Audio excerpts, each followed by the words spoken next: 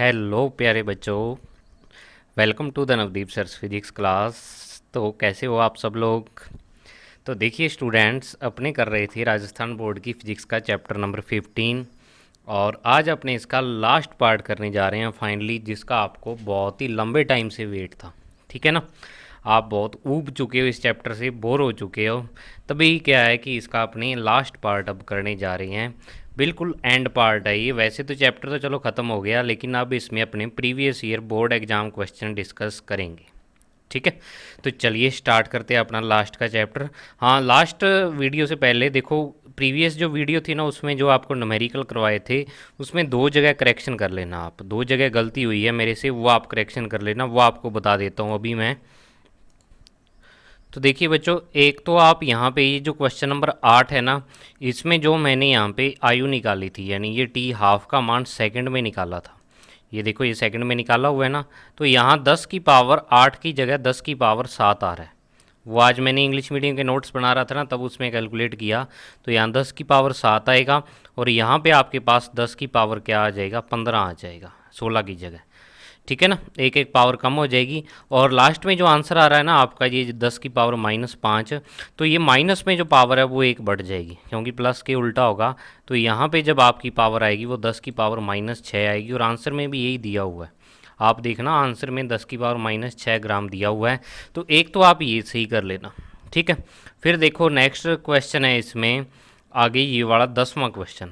तो 10वें क्वेश्चन में देखो मैंने क्या किया। देखो एक गलती यहाँ पे की, अगर आपने नोट की हुई हो, कि यहाँ पे ए का मान 226 दिया हुआ है। ठीक है, लेकिन मैंने आगे जब कैलकुलेशन की तो इसमें क्या कर दिया, 222 पुट कर दिया। ये देखो, तो आपको क्या करना है, यहाँ 222 की जगह 226 करना है। यानी यहाँ 226 करोगे आप, और यहाँ भी 226, और ये क्या हो जाएगा आपके पास, 226 में से 4 गए, यहाँ पे 222 आ जाएगा नीचे, और यहाँ 226 आ जाएगा। ठीक है, ये दो करेक्शंस आप कर लेना, जो हिंदी मीडियम के स्टूडेंट हो सही कर लेना इसे, और बाकी अपने सब कुछ सही है। अब देखिए आज का वीडियो अपने करते हैं start, previous year board exam questions. तो देखिए, जैसे मैं आपको हर एक वीडियो में करवाता हूँ, 2010 से लेके और 2020 तक के सारे क्वेश्चन आपको डिस्कस करवाता हूँ मैं हर एक, यानी कि पिछले दो पार्ट अपने दो चैप्टर कर लिए हैं, पहला और 14वां। तो उसमें भी पिछले 10 सालों के मैं आपको क्वेश्चंस करवाता हूँ, और वो क्वेश्चन है आपको सॉल्व करवाता हूँ मैं इसमें, जो आपके अब तक नहीं आए हुए चैप्टर में। जो क्वेश्चन ऑलरेडी अपने कर चुके हैं वो अपने क्या है कि इसमें नहीं करेंगे, ओनली उनको देखेंगे पढ़ेंगे। तो आपको मैंने तरीका बताया हुआ है कि जो ये क्वेश्चंस आए हुए हैं इनको लिखने की ज़रूरत नहीं है अलग से। आप जहाँ पे आपने नोट्स बनाए उस नोट्स में उस टॉपिक पर लिख लेना भी, ये 2010 में आया हुआ है, ये 2011 में आया हुआ है। ठीक है, तो चलिए स्टार्ट करते हैं अपने आज के क्वेश्चंस। तो देखिए पहला जो क्वेश्चन है 2010 में आया हुआ है, 1 नंबर का क्वेश्चन है। नाभिकीय बल की कोई भी दो विशेषताएं लिखनी है आपको, तो आप लिख सकते हो। मैंने आपको 7-8 विशेषताएं बताई हुई हैं कि नाभिकीय बल जो होते हैं उनके बीच आकर्षण प्रकृति होती है, प्रोटॉन प्रोटॉन प्रोटॉन न्यूट्रॉन के बीच सेम लगते हैं, प्रास 10 की पावर -15 मीटर होती है। ऐसी बहुत सारी विशेषताएं हैं जो आपको बताई हुई है। तो ये क्वेश्चन आपने किया हुआ है। फिर नेक्स्ट देखो, जो दूसरा क्वेश्चन है ये क्या है कि थोरियम 227 की औसत आयु 2.74 वर्ष व सक्रियता 37 रदरफोर्ड है, तो थोरियम की मात्रा ज्ञात करो। तो थोरियम वाला क्वेश्चन आप कल कर चुके हैं ऑलरेडी। ठीक है ना, जो प्रीवियस अपने इससे पिछला पार्ट किया है जस्ट न्यूमेरिकल क्वेश्चन का, उसमें थोरियम वाला जो 1 मिली क्यूरी वाला क्वेश्चन आया था, तो वो वाला क्वेश्चन आप कर चुके, बिल्कुल सेम है। इसमें अलग क्या है, मैंने कल भी आपको ये वाले क्वेश्चन में बताया था कि औसत आयु की जगह वहाँ पे अर्ध आयु था। यहाँ औसत आयु आ रही है 2.74 वर्ष, वहाँ आपको अर्ध आयु दी हुई थी इसकी 19 वर्ष। ठीक है ना, जो अभी मैंने आपको करेक्शन करवाई है ना क्वेश्चन में, वो वाला क्वेश्चन ही है ये। तो देखो इसमें एक चीज़ नहीं आ रही है, वो चीज़ मैं आपको बताना भूल गया। क्या चीज़ है कि यहाँ पे सक्रियता 37 रदरफोर्ड आ रही है, लेकिन सक्रियता की आपने दो यूनिट पढ़ी हैं। एक पढ़ी थी बैकुरल जो उसकी एसआई यूनिट होती है, और एक पढ़ी थी क्यूरी जो उसकी क्या होती है, घरेलू यूनिट होती है। और अब तीसरी जो यूनिट है ये है रदरफोर्ड। ठीक है ना, ये भी एक यूनिट है, 37 रदरफोर्ड लिखा हुआ है ना, इसको RU से लिखते हैं अपने। तो अपने मैंने इस क्वेश्चन को सॉल्व कर दिया। देखो क्या किया हुआ है इसमें कि औसत आयु आपको दी हुई है 2.74 साल, तो इसको आपको सेकंड में बदलना पड़ेगा इस क्वेश्चन में। तो सेकंड में अपने इसको चेंज कर दिया, 365 गुना 24 गुना 60 गुना 60, तो 8.64 × 10 की पावर 7 सेकंड आ गया आपके पास। ठीक है, फिर सक्रियता जो 37 रदरफोर्ड दी हुई है, आर डी रदरफोर्ड का ये सिंबल है। अब आपको पता होना चाहिए कि ये वाला आप नोट कर लेना सक्रियता वाले टॉपिक में। मैं आपको दिखा देता हूँ कहाँ पे नोट करना है कि 37 रदरफोर्ड बराबर 1 मिली क्यूरी की होता है। ये देखिए, ये आपने सक्रियता वाला टॉपिक लिखा होगा, तो इसमें मैंने जो यूनिट करवाई थी, जो यूनिट आपको पारंपरिक यूनिट क्यूरी करवाई थी, पारंपरिक मात्रक, और ऐसे ही मात्रक बैकरल था। तो यहाँ आपने लिख लेना है कि एक तीसरी यूनिट इसकी और होती है, उस यूनिट को अपने रदरफोर्ड कहते हैं। और 37 रदरफोर्ड आर यू से इसको लिखते हैं, आर यू 37 रदरफोर्ड बराबर 1 मिली क्यूरी होता है, 1 मिली और क्यूरी होता है, यानी मिली में कितना होता है 10 की पावर माइनस 3 क्यूरी। तो 37 रदरफोर्ड बराबर 10 की पावर माइनस 3 क्यूरी के होते हैं, ठीक है। और 1 क्यूरी आगे किसके बराबर होता है, 3.7 इंटू 10 बैक्यूरल के बराबर होता है। तो इसको क्यूरी को आगे फिर आपको बैक्यूरल में चेंज करना है, तो ये हो जाएगा 3.7 इंटू 10 की पावर 10, ये तो आ ही जाएगी 10 की पावर 10 तो, और गुणा में 10 की पावर-3 ये आ जाएगी। तो फाइनल रिजल्ट आपके पास आ जाएगा 3.7 इंटू 10 की पावर 7 और बैक्यूरल, ये बैक्यूरल में आ जाएगा इस रदरफोर्ड का मान, ठीक है। तो ये एक यूनिट है इसकी, नहीं आप यहाँ पे नोट कर लेना इसको, जो ये जगह बची हुई है वहाँ पे लिख लेना आप। अब नेक्स्ट देखो, तो ये देखिए इसका अपने 10 की पावर-3 क्यूरी लिख दिया, और ये मैंने यूनिट निकाल दी इसकी विघटन पर सेकंड में या रदरफोर्ड में, 3.7 इंटू 10 की पावर 7 रह जाएगी। अब फिर वही फार्मूला जो आगे आपको मैंने करवाया था, बिल्कुल सेम क्वेश्चन है वैसा, बस क्या चेंज आएगा यहाँ पे, वैसे उस क्वेश्चन में भी अपने क्या किया था कि आर बराबर D N upon D T, यानी लैम्डा एन के बराबर लिखा था इस चीज़ को, और यहाँ पे अपने एन का मान यहाँ निकालेंगे आर बटा लैम्डा। तो वहाँ अपने क्या किया था कि इस लैम्डा का मान रखा था 0.693 बटा टी हाफ, क्योंकि अपने को टी हाफ दिया हुआ था वहाँ पे। लेकिन यहाँ तो अपने को रखने की जरूरत ही नहीं है, क्योंकि 1 बटा लैम्डा ऑलरेडी इसमें है, और 1 बटा लैम्डा को अपने क्या लिखते हैं, टो लिखते हैं, जो उसका माध्य आयु काल होता है, ठीक है। टो लिखते हैं तो आर इंटू टो आ जाएगा, तो एन का मान आ जाएगा, एन का मान आपके पास इतने परमाणु आ गए। और फिर आपको पता है कि 6.023 10 की पावर 23 परमाणु होते हैं 227 ग्राम में, तो इतने परमाणु होंगे आपके पास, ये रिजल्ट आ जाएगा, सेम रिजल्ट आ रहा है, कोई चेंज नहीं आ रहा। तो ये उसके जैसा क्वेश्चन था, मैं इसको समझाया इस कारण नहीं क्योंकि ऑलरेडी समझा चुका हूँ ये वाला क्वेश्चन आपको। अब नेक्स्ट क्वेश्चन देखो, क्वेश्चन नंबर 3। एक चीज़ और, दो चीज़ें आपको बतानी थी, एक तो कि इसमें इंग्लिश मीडियम के भी मैंने अंदर ही बनाई हैं, आप ओनली हिंदी वाले देख लेना है, इसमें इंग्लिश मीडियम वाले नीचे मत पढ़ना, ये क्वेश्चन मैंने इंग्लिश मीडियम वालों के भी साथ ही बना लिए हैं। दूसरी चीज़ इसमें कि आप ये मत देखना, देखो अब जो पैटर्न आ रहा है ना, जो आपका 2021 में पैटर्न होगा, तो ये वाला पैटर्न 2018 से स्टार्ट हुआ है, 2018, 19, 20 3 साल हो गए इस पैटर्न को चलते हुए। तो अब इस जो चैप्टर है ना ये आपका, इसमें से 3 या 4 नंबर के क्वेश्चन आते हैं, 3 नंबर का मिनिमम आता है इसमें से, और मैक्सिमम 4 नंबर तक जा सकता है। और आपको पता है कि जो 14वां और 15वां चैप्टर हैं आपके, वो 6 नंबर के हैं टोटल, तो बाकी बचा हुआ पार्ट उसमें से आता है। तो ज़्यादातर तो इसमें से चैप्टर में से अब 3 और 3 नंबर के आते हैं, मतलब 3 नंबर का 14वें चैप्टर में से और 3 नंबर का 15वें चैप्टर में से आता है। लेकिन ये वाले क्वेश्चन क्या है, यहाँ पे पैटर्न थोड़ा चेंज था, तब 2 बुक लगती थी, तो उस टाइम क्या होता था, चेंज होता था। तो आपको नंबर नहीं देखने, आपको ओनली क्वेश्चन देखने हैं भी कितने क्वेश्चन कौन कौन से आए हुए हैं, आपने से कौन कौन से क्वेश्चन पूछे हुए हैं। तो देखो नेक्स्ट क्वेश्चन क्या है, क्वेश्चन नंबर 3 का पहला पार्ट है, 2 पार्ट दिए हुए हैं इसमें, कि बीटा कण उत्सर्जन में परमाणु क्रमांक कैसे परिवर्तित होता है, और न्यूट्रिनो परिकल्पना में बीटा क्षय में ऊर्जा संरक्षण और कवनीय संवेग संरक्षण को समझाइए। तो परमाणु क्रमांक तो आपको पता है कि बीटा क्षय 2 प्रकार का होता है, तो बीटा नेगेटिव में तो परमाणु क्रमांक 1 बढ़ता है, और बीटा पॉजिटिव में परमाणु क्रमांक 1 घटता है, ये आपको पता है, ठीक है। फिर इसमें बीटा क्षय में आपको कोणीय संवेग संरक्षण और ऊर्जा संवेग संरक्षण बताना है, न्यूट्रिनो परिकल्पना लिखनी है। तो न्यूट्रिनो परिकल्पना आपने पढ़ी हुई है, वो सारी इसमें ही आ जाएगी, ठीक है। और बोर्ड के पेपर में आप देखना क्वेश्चन हमेशा ऐसे बटा हुआ होगा, भाई जैसे परमाणु क्रमांक कैसे परिवर्तित होता है, ये क्वेश्चन है 1 नंबर का, और नीचे न्यूट्रिनो परिकल्पना है 2 नंबर की, तो ऐसे बंटे हुए क्वेश्चन आते हैं। फिर नेक्स्ट क्वेश्चन क्या है इसमें, वो देखो कि बंधन ऊर्जा प्रति न्यूक्लियन और द्रव्यमान संख्या के मध्य ग्राफ खींचो। ग्राफ आपको पता है खींचा हुआ आपने, और इसमें नाभिक के अधिकतम स्थायित्व की द्रव्यमान प्रास दर्शाइए, द्रव्यमान संख्या प्रास, मतलब जो 56 नंबर पे आता है ना, Fe 56 होता है जो, तो वो वाले आपको दिखाना है। फेरस, निकल, कोबाल्ट, इन सब की क्या होती है, प्रति न्यूक्लियन बंधन ऊर्जा ज़्यादा होती है, तो वो आपको दिखानी होगी ग्राफ में, ये वाली, ठीक है। तो जो आपको ग्राफ मैंने बनाया हुआ है वो वाला ग्राफ आ जाएगा सेम इसमें। फिर नेक्स्ट क्या है, 2011 का आ जाता है पेपर। तो 2011 में आधे नंबर का क्वेश्चन आया वो कि परमाणु भट्टी में होने वाली नाभिकीय श्रृंखला अभिक्रिया के लिए पुनरुत्पादन गुणांक का मान कितना होता है। तो कितना मान होता है इसका, के बराबर आपको पता है 1 होता है, क्योंकि नियंत्रित श्रृंखला अभिक्रिया होती है इसमें। तो के बराबर 1 इसका आंसर आ जाएगा। फिर अल्फा और बीटा किरणों में अंतर लिखना है आपको। तो अल्फा और बीटा किरणों में अंतर लिखना है। तो देखो आधे नंबर का क्वेश्चन आया हुआ है, तो ये आपको खुद को सोचना पड़ेगा कि कितना का लिखना है। ऐसे नहीं भी इसमें आप 10 अंतर लिख दो, मिनिमम 2 अंतर बहुत है। बस आधे नंबर के क्वेश्चन में 2 अंतर बहुत है। और अगर यही क्वेश्चन 1 नंबर का आता तो उसमें 4 अंतर लिख देते आप। ठीक है, यही क्वेश्चन 2 नंबर का आता तो उसमें आपको 5-6 अंतर या 7 अंतर लिखने पड़ते। तो वो क्वेश्चन के हिसाब से या उसको ज़्यादा लेंथी नहीं बनाना, नंबर के हिसाब से आंसर देना होता है। फिर नेक्स्ट वही चीज़ आ गई जो ऊपर 2010 में आया हुआ था कि बीटा क्षय में न्यूट्रिनो परिकल्पना क्या है, और इस परिकल्पना में बीटा क्षय में संवेग और ऊर्जा संरक्षण को समझाना है आपको। ठीक है, संवेग और ऊर्जा संरक्षण न्यूट्रिनो परिकल्पना बतानी है। तो देखो क्या होगा इसमें, तो पहले न्यूट्रिनो परिकल्पना आपको लिखनी है और फिर इसमें बताना है कि संवेग और ऊर्जा का संरक्षण कैसे होता है। तो न्यूट्रिनो परिकल्पना आपको मैंने करवाई हुई है, वो सारा आ जाएगा, इसमें दिखा देता हूँ आपको। ये देखिए न्यूट्रिनो परिकल्पना में तो ये आ जाएगा कि पाउली ने एक परिकल्पना प्रस्तुत की थी, बीटा कण के साथ बहुत ही द्रव्यमानहीन और आवेशहीन कण का उत्सर्जन होना चाहिए।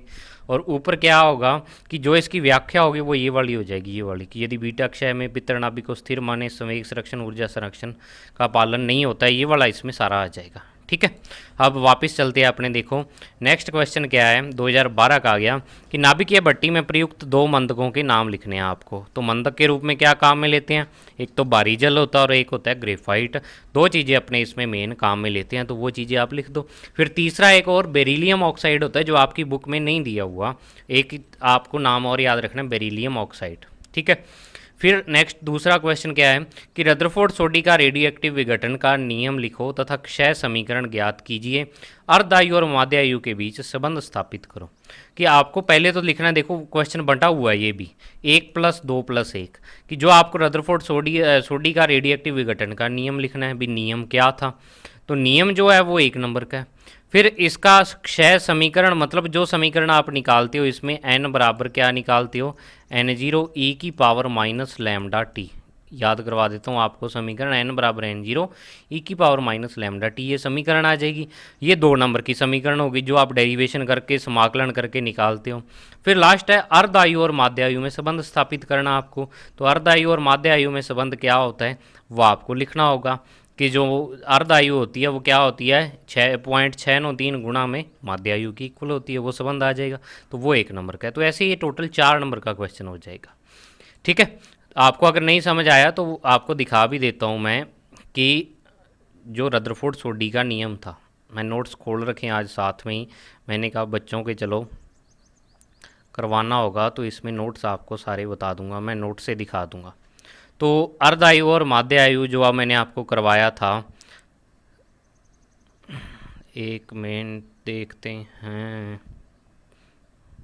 तो देखिए ये आ गया रदरफोर्ड सोडी का नियम। ठीक है, ये रेडियो एक्टिव क्षय का नियम आ गया रदरफोर्ड सोडी का। तो इसमें देखो कथन में तो क्या आ जाएगा, कथन में तो यहाँ से लेके और ये इसकी न्यूमेरिकल वैल्यू नहीं, समीकरण नंबर 1 तक आ जाएगी, यहाँ लैम्डा आप बता दोगे ये होता है। फिर जो इसका सूत्र स्थापना है वो 2 नंबर का आया हुआ है, ये सूत्र स्थापना। ठीक है, और फिर उसके बाद मैंने आपको जो करवाया हुआ था कि जो इसमें क्या है माध्य आयु और अर्ध आयु में संबंध, वो भी करवाया हुआ है। फिर नेक्स्ट 2013 का क्वेश्चन आता है। पहला क्वेश्चन देखो क्या है, ये बढ़िया दिमाग लगाने वाला क्वेश्चन है भाई। देखो क्या होगा इसमें, सोचना आप पहले इस क्वेश्चन को खुद करके देखना, फिर मेरा सोल्यूशन देखना आप। कि कोई तत्व ए है, वो निम्न 2 चरण प्रक्रियाओं द्वारा तत्व सी में विघटित होता है। ठीक है, तो ए बी सी में से समस्थानिक युग्म छांटिए। अब इस क्वेश्चन का क्या हुआ था, रौला पड़ा था तब, यानी कि झगड़ा हो गया था उस टाइम बोर्ड में। कारण क्या था उसका होने का कि यहाँ हिंदी मीडियम में तो इसको समस्थानिक लिख दिया और यहाँ इंग्लिश मीडियम में इसको आइसोबार लिख दिया। ठीक है ना, आइसोबार का मतलब होता है समबारिक, तो समबारिक लिख दिया। वैसे क्या होता है कि जब भी इंग्लिश और हिंदी मीडियम दोनों में अंतर आए तो इंग्लिश मीडियम वाला क्वेश्चन सही माना जाता है। ये थोड़ा सा हिंदी मीडियम वाले स्टूडेंट को लॉस होता है। तो अगर आपको थोड़ी बहुत इंग्लिश आती है ना, साथ साथ में आपने पढ़ी है, तो आप इंग्लिश मीडियम वाले से मैच कर लेना। ठीक है, तो आइसोबार तो अपने मैंने क्या किया कि दोनों तरह से क्वेश्चन कर दिए, समस्थानिक भी देख लिया और समबारिक भी देख लेंगे अपने इसमें, दोनों ही तरीके से कर लेंगे, जैसा आपको पूछा होगा वैसा आप निकाल देना। अब क्योंकि हालांकि बोर्ड में बहुत कम चांस होते हैं क्वेश्चन गलत होने के, कोई चांस नहीं होता। भी देखो आपको एक समीकरण दी हुई है, समीकरण के दो स्टेप दिए हुए हैं कि कोई तत्व ए है वो एक अल्फा कण निकालता और बी में चेंज हो जाता है, फिर ये बी तत्व एक दो बीटा कणों का उत्सर्जन करता है, बीटा नेगेटिव कणों का, ठीक है, बीटा नेगेटिव कण ही है ये वाले, और सी में चेंज हो जाता है इस तत्व में। तो ये ए बी और सी तीनों में से कौन कौन से समस्थानिक और कौन कौन से समबारिक है ये आपको छांटने हैं। तो अब देखो, माना ए का जो परमाणु क्रमांक है वो मान लिया अपने जेड है, यानी ये वाला ए है, और इसकी द्रव्यमान संख्या ए ही मान ली मैंने, चलो क्योंकि ए ही आपने सिंबल पढ़ा हुआ है, वैसे तो क्या है कि अलग माननी चाहिए क्योंकि ए यहाँ पे आया हुआ है चिन्ह, लेकिन मैंने ए ही मान ली। चलो तो देखो अपने क्या लिखेंगे, फर्स्ट स्टेप को अब अगर अपने लिखना चाहें सही रूप में तो ऐसे आ जाएगा भी जेड ए और ऊपर ए आ जाएगा, इसमें से 2He4 निकल गया, तो B का जो परमाणु क्रमांक और द्रव्यमान संख्या होगी वो Z-4 और A-4 होगी ना, क्योंकि ये इसमें से बाहर निकल गया अल्फा कण, तो B का अपने पास द्रव्यमान संख्या और परमाणु क्रमांक आ गया। अब सेकंड स्टेप जो हो रहा है ना, सेकंड स्टेप में क्या हो रहा है, ये वाला B आगे विघटित हो रहा है, इसमें से क्या निकल रहे हैं, दो बीटा कण निकल रहे हैं। तो अब आपको पता है कि दो बीटा कण निकल रहे हैं, तो ये वाला जो -1 है ये अब -2 ऐसे होगा, -2 और ई और 0 होगा, क्योंकि 2 से गुणा करोगे तो ऊपर वाला तो क्या होगा, 0 ही रहेगा, नीचे वाला -2। तो अब आपको जो C होगा उसका परमाणु क्रमांक और द्रव्यमान संख्या क्या होगी, तो देखो द्रव्यमान संख्या तो इसमें कभी कम होती नहीं है, द्रव्यमान संख्या कभी कम होती नहीं है, तो ये A-4 ही रहेगी जब भी बीटा क्षय होगा। और नेगेटिव बीटा क्षय हो रहा है, तो नेगेटिव बीटा क्षय में आपको पता है कि जो आपका पुत्री नाभिक होता है उसका जो परमाणु क्रमांक है वो 1 से बढ़ जाता है। तो आपको यहाँ पे दो बीटा कण निकल रहे हैं, तो कितना बढ़ाना पड़ेगा, 1 + 1 मतलब 2 बढ़ाना पड़ेगा आपको परमाणु क्रमांक। तो देखो परमाणु क्रमांक पहले Z-2 था, तो इसको 2 और बढ़ा दिया, मतलब इसमें +2 और कर दिया, Z-2 तो था ही और इसमें +2 और कर दिया, तो 2 से 2 कैंसिल, तो ये आ जाएगा Z यहाँ पे ओनली, ठीक है। तो अब आपके पास तीनों तत्वों के परमाणु क्रमांक और द्रव्यमान संख्या आ चुके हैं। तो अब देखो इसमें से क्या है कि जो ए और सी तत्व हैं, अगर इन दोनों का आपने क्या करें, तुलना करें, तो ए और सी में जो इनके परमाणु क्रमांक है वो सेम आ रही हैं, ए का भी जेड और सी का भी जेड है, लेकिन द्रव्यमान संख्या में भिन्न आ रही हैं। तो वो तत्व जिनकी क्या हो, परमाणु क्रमांक सेम और द्रव्यमान संख्या भिन्न हो, उनको अपने क्या बोल देते हैं, समस्थानिक। तो मतलब तत्व ए और सी तो क्या होंगे, समस्थानिक होंगे। और अगर मैं एक बात करूं बी और सी की, तो परमाणु क्रमांक इन दोनों के भिन्न आ रहे हैं, लेकिन बी और सी की द्रव्यमान संख्या क्या आ रही है, सेम आ रही है, A-4 इसकी और A-4 इसकी है। तो अब ये वाले दोनों क्या हो जाएंगे, एक दूसरे के समबारिक हो जाएंगे, क्योंकि वो तत्व जिनकी द्रव्यमान संख्या समान और परमाणु क्रमांक भिन्न हो तो क्या होते हैं, वो समबारिक होते हैं। तो अब देखो दोनों ही अगर अपने समस्थानिक माने फिर तो आंसर आ रहा है ए और सी, और अगर अपने समबारिक माने फिर आ रहा है बी और सी, तभी रौला पड़ा था इस क्वेश्चन में। तो देखो आपको क्या है, क्वेश्चन को अच्छे तरीके से पढ़ना है, जो आपसे पूछा हुआ है उस हिसाब से आंसर देना है। मैंने आपको दोनों तरीके से करवा दिया, ठीक है ना।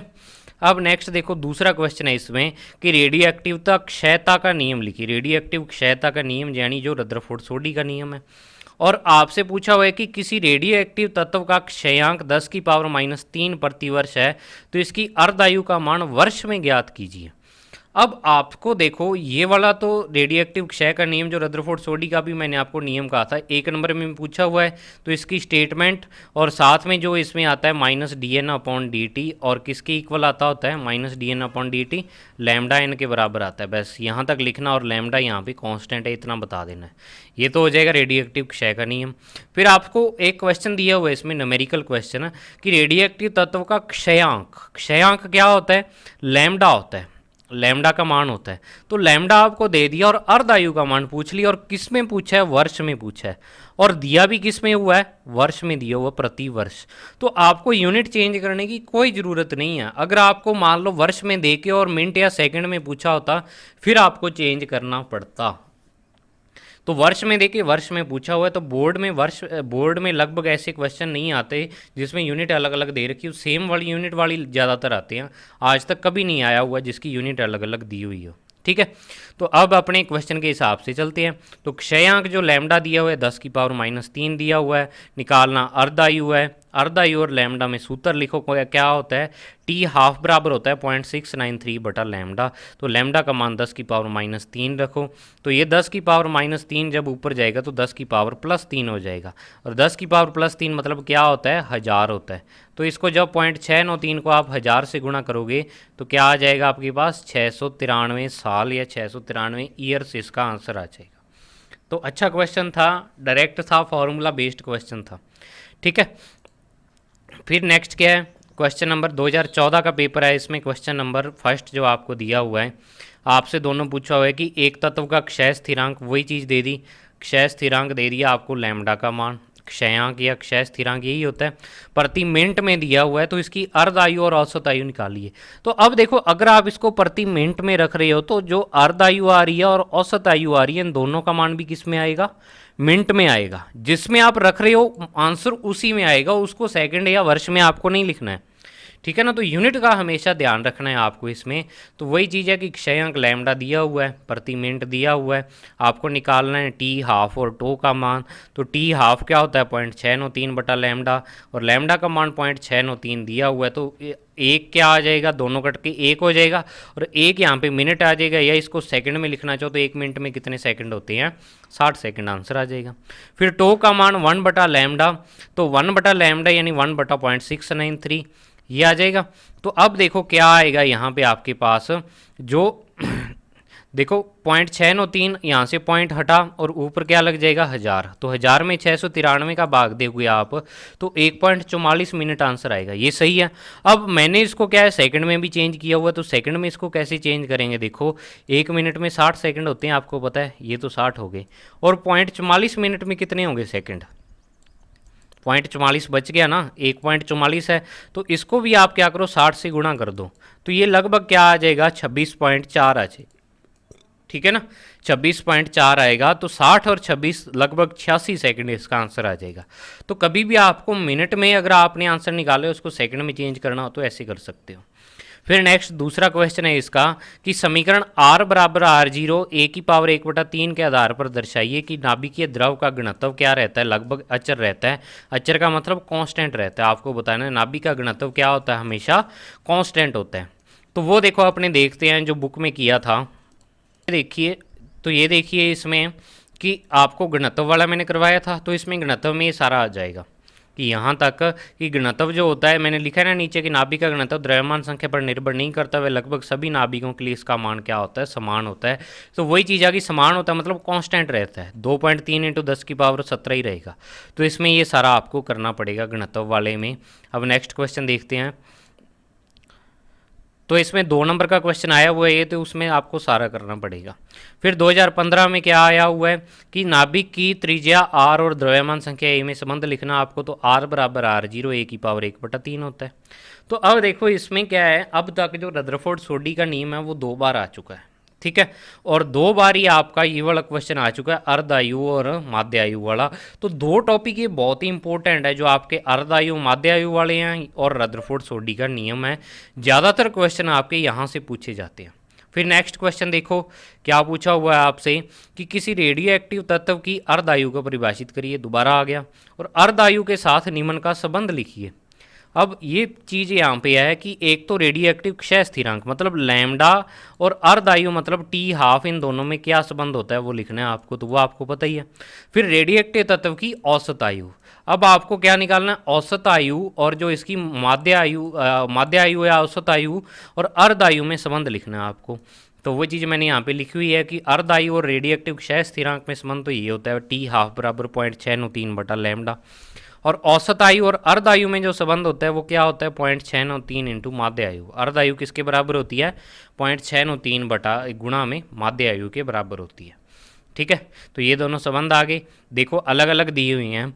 1 नंबर का तो आपसे पूछा हुआ है अर्धायु की परिभाषा, फिर आधे आधे नंबर में ये दोनों संबंध आए हुए हैं। ठीक है, अब फिर इसके बाद है देखो एक चीज़ और, जो प्रीवियस 2 वीडियो आपने की थी पहले और 14वें चैप्टर की, उसमें 2012 का पेपर नहीं था, लेकिन अब मुझे ये पेपर मिल चुका है, तभी मैंने इसमें 2012 के क्वेश्चन भी डाल दिए हैं।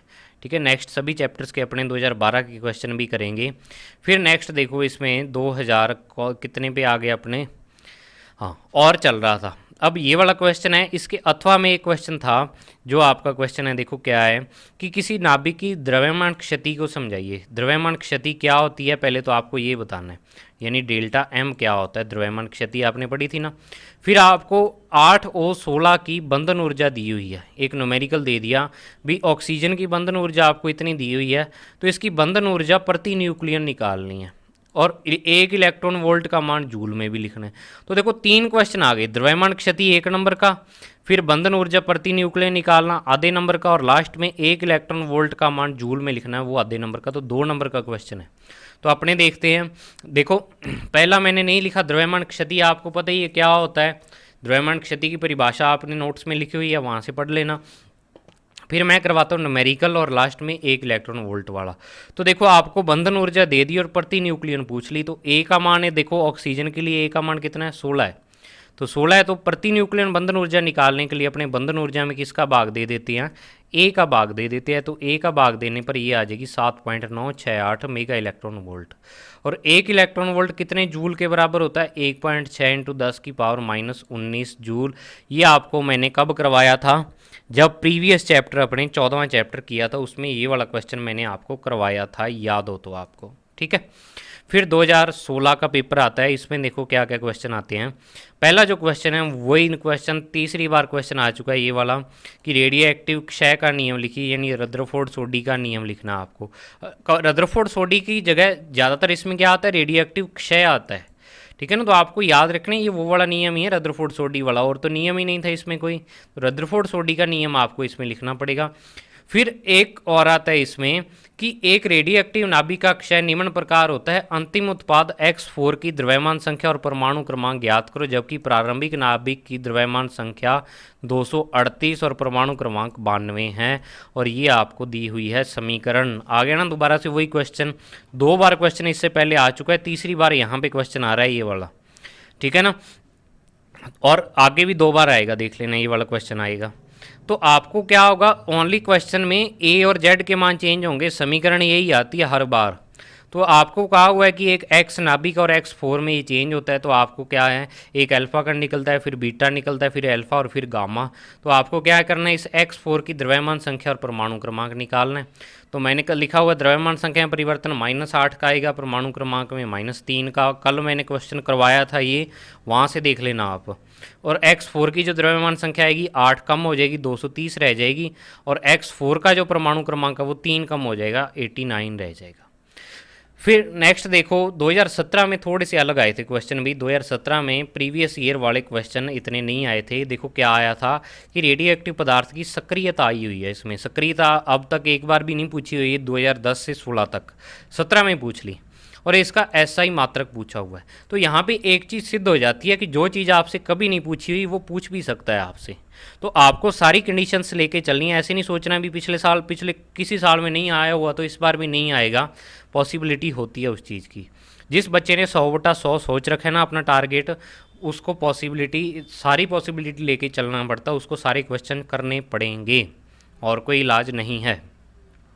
ठीक है, तो अब देखिए स्टूडेंट्स, स्ट्रेस नहीं लेनी बिल्कुल भी, बढ़िया रिलैक्स होकर आप तैयारी करो। ठीक है ना, तो आप क्या है, अब आपसे कहा हुआ है कि जो 6C14 उसकी अर्ध आयु, पहले तो सक्रियता थी, तो सक्रियता की परिभाषा R = क्या होती है, dN/dt, यानी विघटन की दर को अपने क्या बोल देते हैं, या विघटन पर सेकंड को अपने क्या बोल देते हैं, सक्रियता बोल देते हैं। R लिखते हैं R से, और इसका SI मात्रक क्या होता है, अभी आपको बताया था, बैक्यूरल होता है। अब नेक्स्ट दिया हुआ है कि 6C14 की जो अर्ध आयु है वो 5700 साल है। इसका क्या अर्थ है, इस कथन से आप क्या समझते हैं, मतलब क्या है इस चीज़ का। ठीक है, तो वो देखो क्या मतलब होता है कि 5700, ये वाला क्वेश्चन थोड़ा नया था तभी मैंने इसका आंसर लिखा हुआ है। इसका अर्थ यह है कि 5700 वर्ष में कार्बन की मात्रा इसकी प्रारंभिक मात्रा की आधी हो जाती है। अभी अर्धायु का मतलब समझाना आपको सीधे सीधे, इसमें डायरेक्ट नहीं पूछ के उसने एक कथन के रूप में दे दिया। तो आपसे पूछा क्या हुआ है वास्तव में इस क्वेश्चन में, अर्धायु का मतलब पूछा हुआ है। भी अर्धायु क्या चीज़ होती है, तो मतलब कि अर्ध आयु में क्या होता है, एक अर्ध आयु में जो पदार्थ की मात्रा उसकी प्रारंभिक मात्रा की आधी हो जाती है, अर्थात आधा कार्बन तो विघटित हो जाता है और आधा ही क्या रहता है, शेष रहता है। ये अर्ध आयु होती है इसकी। फिर नेक्स्ट देखो इसमें आता है 2017 का सप्लीमेंट्री का क्वेश्चन आता है। 2017 का सप्लीमेंट्री क्योंकि बोर्ड ने 2016 तक सीधे पेपर डाल रखे, 17 से सप्लीमेंट्री वाले पेपर भी डाल रखे हैं। तो अपने को तो मैक्सिमम क्वेश्चन चाहिए भी बोर्ड में कैसे क्वेश्चन आते हैं, ठीक है। तो 2017 में देखो क्या क्वेश्चन पूछा हुआ है कि अर्ध आयु और माध्य आयु में संबंध, ये भी तीसरी बार आ गया क्वेश्चन। फिर नेक्स्ट देखो नाभिकीय रिएक्टर में नियंत्रक छड़ों व शीतलक के कार्यों को समझाइए। तो नियंत्रक छड़ों यानी कंट्रोल रोड का काम क्या होता है, आपने पढ़ा हुआ है कि कंट्रोल रोड के रूप में अपने बोरोन या कैडमियम की छड़ों का यूज करते हैं, या तो बोरोन की छड़ें या फिर कैडमियम की छड़ों का यूज करते हैं। और एक्स्ट्रा न्यूट्रॉन के अवशोषण के ये काम में आती है। जो न्यूट्रॉन एक्स्ट्रा होते हैं नाभिकीय विखंडन में उनको काम में आती है। और इसका काम क्या होता है, कार्य क्या होता है, तो मेन कार्य आप यही लिखोगे कि नाभिकीय विखंडन अभिक्रिया को नियंत्रित करने के लिए या फिर नाभिकीय विखंडन अभिक्रिया में के का मान 1 रखने के लिए क्या है, जो इन नियंत्रक छड़ों का उपयोग करते हैं। नाभिकीय अभिक्रिया को बंद करने के लिए भी इसका काम होता है और चालू करने के लिए भी इसका काम होता है, और लगातार चलाई रखने में भी नियंत्रक छड़ें काम में आती हैं। और शीतलक का क्या काम होता है कि जो नाभिकीय अभिक्रिया होती है उसमें ऊर्जा ऊष्मा के रूप में होती है, तो इस ऊर्जा को बाहर निकालने का काम क्या करती है, ये शीतलक करता है। मतलब ये ऊर्जा से गर्म हो जाता है और ये आगे क्या करता है, टरबाइन को घुमाता है। तो आप इसका जो कार्य लिखोगे शीतलक का, वो होता है ऊर्जा को बाहर लेके आना, नाभिकीय भट्टी से ऊर्जा को बाहर लेके आना।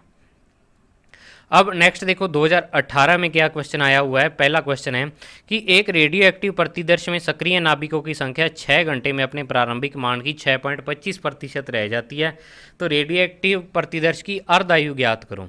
तो आपने ये क्वेश्चन कर चुके हो, लेकिन वहाँ पे आपको 6.25% आंसर निकालना था और आपको अर्ध आयु वहाँ पे दी हुई थी, ठीक है। तो अब आपको क्या करना होगा, अर्ध आयु नहीं दी हुई थी, उसमें मात्रा दी हुई थी भाई इतने परमाणु स्टार्टिंग में थे, इतने टाइम बाद इतने रह जाते हैं, तो आपको निकालनी थी मात्रा कितनी रह जाएगी। तो वहाँ 6.25% आपका आंसर आता है, ठीक है। तो बिल्कुल वही क्वेश्चन है, सेम ही, कोई अंतर नहीं है इस क्वेश्चन में।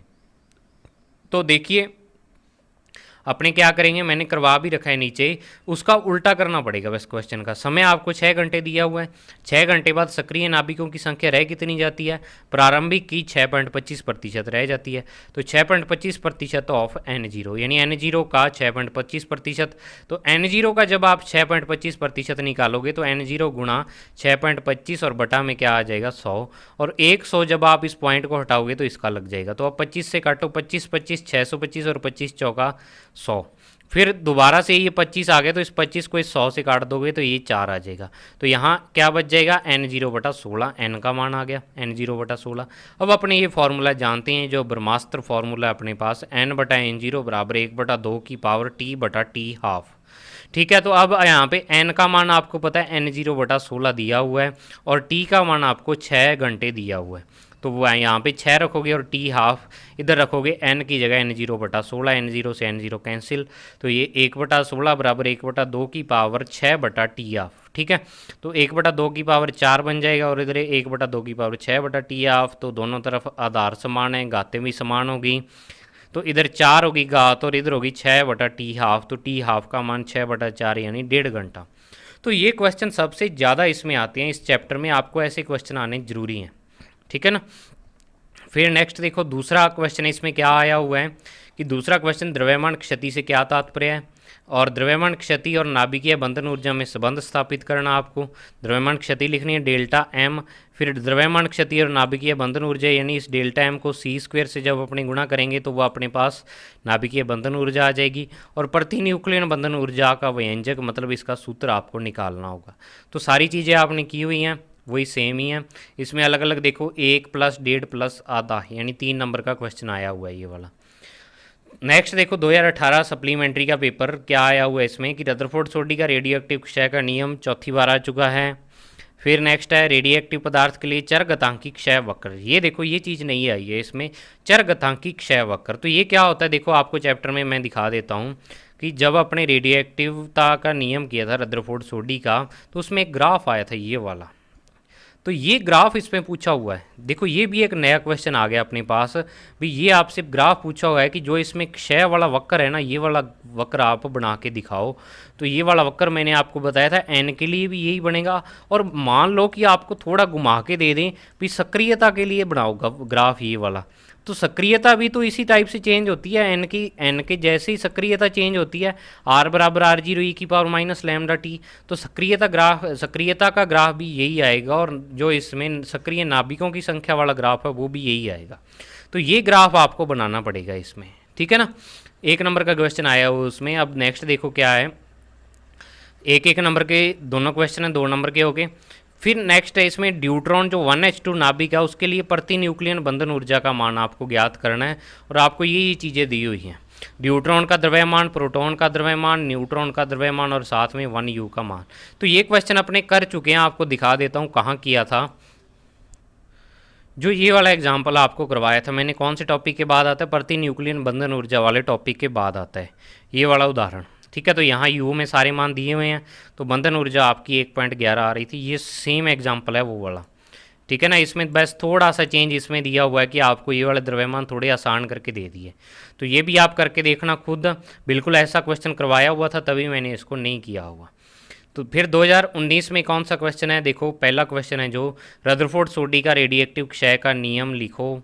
फिर दोबारा से आ गया, ये 3-4 बार आ चुका है, मतलब ये वाला तो आपको पक्का आना चाहिए। और इसकी समीकरण की व्युत्पत्ति कीजिए, रेडिएक्टिव तत्व का क्षय वक्र बनाइए। ये देखो ऊपर वाला क्षय वक्र यहाँ पे था, और यहाँ पे भी क्षय वक्र आ गया है।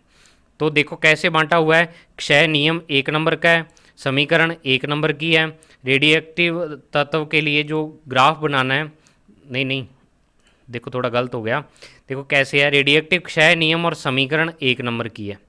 फिर ग्राफ इसका क्या है, 1 नंबर का ग्राफ है। फिर अर्ध आयु और माध्य आयु का अनुपात आपको ज्ञात करना है। नहीं दोबारा से गलत हो गया, एक बार दोबारा देखो, क्षय नियम 1 नंबर का हो गया इसमें अपने। फिर क्या है, समीकरण क्या होगी, 1 नंबर की होगी। आधे नंबर का क्या हो जाएगा, इसका ग्राफ हो जाएगा, और आधे नंबर का ही इन दोनों में संबंध आ जाएगा। ये सही है, ठीक है ना, कन्फ्यूज हो गए थे अपने।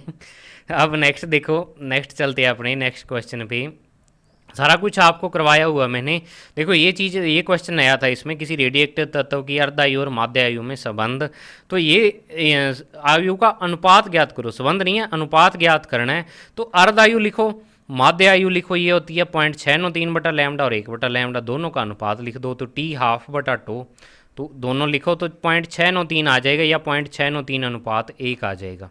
अब आगे सॉल्व करके आपको अलग अलग बुक्स में अलग अलग आंसर मिल सकते हैं। भाई पॉइंट हटाओ और यहाँ पे 1000 लगा दो, तो 693 अनुपात 1000 भी आ सकता है।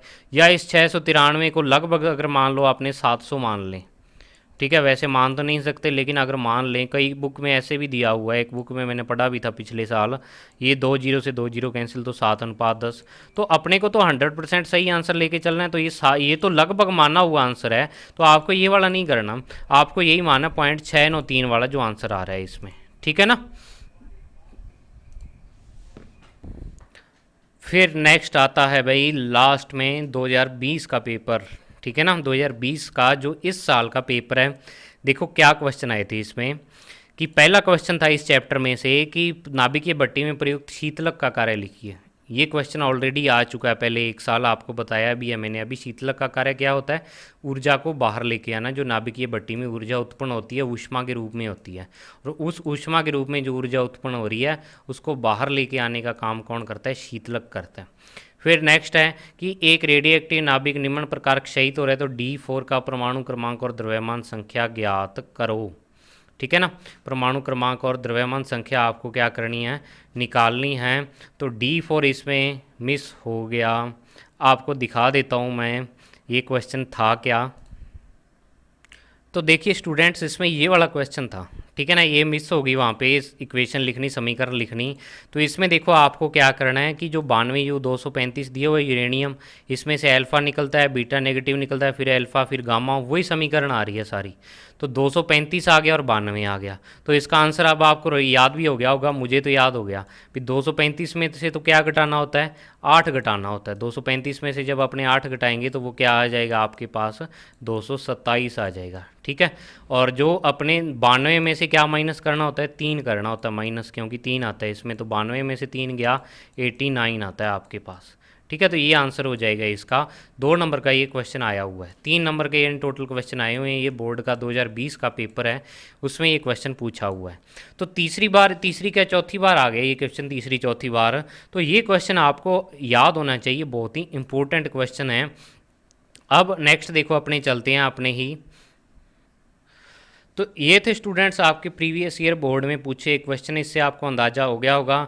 तो देखो, मैंने आपको एक चीज़ कहा था ना कि जो अल्फ़ा बीटा गामा क्षय वाला है टॉपिक, ठीक है, उसमें से क्वेश्चन बहुत ही कम पूछा हुआ है। उसमें से एक बार भी नहीं पूछा हुआ अब तक अल्फा क्षय क्या होता है, बीटा क्षय क्या होता है, गामा क्षय क्या होता है, किस प्रकार होता है, सब कुछ। तो वो क्वेश्चन नहीं आया हुआ, वो बहुत ही यानी कम इंपॉर्टेंट टॉपिक है। पहले आपको कवर करना है जो इसमें मोस्ट इंपॉर्टेंट टॉपिक है। कवर तो सारे ही करने हैं, लेकिन मोस्ट इंपॉर्टेंट टॉपिक रदरफोर्ड सोडी का नियम हो गया इसमें, जैसे अर्ध आयु और माध्य आयु, फिर प्रति न्यूक्लियन बंधन ऊर्जा और बंधन ऊर्जा, ये मेन टॉपिक है इसमें। और नाभिकीय भट्टी में आप देख लो, कभी भी बड़ा क्वेश्चन नहीं आया हुआ, ओनली छोटे क्वेश्चन पूछे हुए हैं। ठीक है, विकार्य पूछ लिया उसका, और किस चीज़ का उपयोग करते हैं वो पूछ लिया। तो ये था स्टूडेंट्स आपका 15वां चैप्टर, जिसमें मुझे करवाने में आपको बहुत ही टाइम लग गया, लगभग 1.5 महीने का टाइम लग गया। उसके लिए आपको सॉरी कहता हूँ मैं, क्योंकि इतना लंबा मुझे खींचना नहीं चाहिए था, ऑटोमेटिक से खींच गया ये इतना लंबा, क्योंकि बीच में मैं बिजी भी रहा और थोड़ा नोट्स भी इसके। नोट्स आपको बता दूं 140 पेज लिखे हैं मैंने हिंदी और इंग्लिश मीडियम के मिला के इसमें। तो नोट्स भी मुझे बनाने होते हैं लिख के, आपसे डबल काम होता है मुझे। फिर वीडियो बनाना होता है, उसको एडिट करना, यूट्यूब पर अपलोड करना, सारा बहुत ही लंबी प्रोसेस हो जाती है। तो नेक्स्ट जो सेकंड चैप्टर इसके बाद अपने स्टार्ट करेंगे, कल से स्टार्ट कर देंगे, तो उसमें आपको लगातार मैं कोशिश करूँगा, लगातार नहीं तो एक दिन का गैप होगा मैक्सिमम। इसमें 5-5 6-6 दिन का, एक बार तो हफ्ते का गैप भी आ गया था, तो इतना बड़ा गैप उसमें आने नहीं दूंगा। ज़्यादा से ज़्यादा एक दिन का गैप आ सकता है, क्योंकि बिजी शेड्यूल के कारण इंग्लिश मीडियम की वीडियो मुझे डालनी होती है, हिंदी की भी डालनी होती है, तो दोनों के कारण आपको हो सकता है कि चैप्टर सेकंड में एक दिन का गैप आ जाए। एक से ज़्यादा दिन का आपको गैप नहीं आने दूंगा मैं। और इसमें थ्योरी भी बहुत ही इस चैप्टर में, तो इसको अच्छे तरीके से तैयार कर लो, चैप्टर का रिवाइज कर लो, क्वेश्चन देख लो, सारे प्रीवियस ईयर के न्यूमेरिकल क्वेश्चंस देख लो। इस बार कौन से क्वेश्चन आने के चांस है वो तो चलो लास्ट में अपने करेंगे, कौन कौन से आने के चांस हैं, लेकिन एक बार तो आपको पूरा 100% ये वाला चैप्टर किया हुआ होना चाहिए, ताकि आप कॉन्फिडेंस से कह सको कि मुझे इस चैप्टर में सब कुछ आता है। ठीक है, तो आप ऐसे कोई टॉपिक मत छोड़ो जो आपको भी ये टॉपिक तो मैं कर ही नहीं रहा, आने आने में वाला कुछ भी आ सकता है, टाइम कैसा भी हो सकता है, आपकी किस्मत कैसी भी हो सकती है। तो मिलते हैं अपने नेक्स्ट चैप्टर में, तब तक के लिए thank you, have a nice day.